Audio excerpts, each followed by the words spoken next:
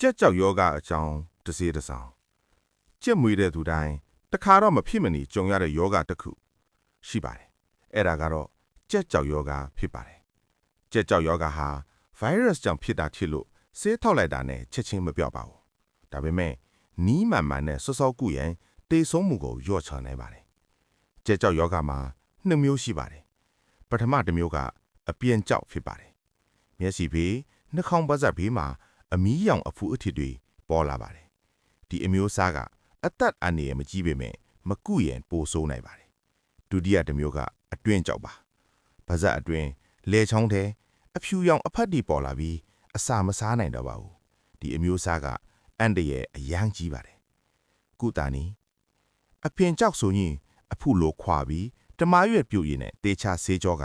ဘက်တာဒင်လင်းဆေးကိုနေ့စဉ်တစ်နေ့လ2ကြိမ်ပုံမှန်လင်းဖေးပါအတွင်းကြောက်ကုသဖို့ဆိုရင်အဖြူရောင်အခဲများကိုဖယ်ထုတ်ပြီးဘက်တာဒင်ကိုနည်းနည်းတာလိမ့်ပါအောက်ဆီတက်ထရာဆိုင်ကလင်အမ်ပီကလော့တက်ထရာဆိုင်ကလင်တို့လိုဆေးတစ်မျိုးမျိုးကိုတိုက်ဖေးပါဗိုက်တာမင် A B C တွဲတောက်ရင်ပြန်ကောင်းမြန်စေပါတယ်အရေးကြီးဆုံးကကြက်ပေါက်နေတဲ့ကြက်ကိုတီးတန့်ခွဲထားပါပြီးတော့ကြက်ကြောက်ယောဂါကိုကာကွယ်ဖို့ vaccine ထိုးဖို့မမေ့ပါနဲ့အသုံးဝင်တဲ့ဆိုရင် like share follow လုပ်ပေးပါနော်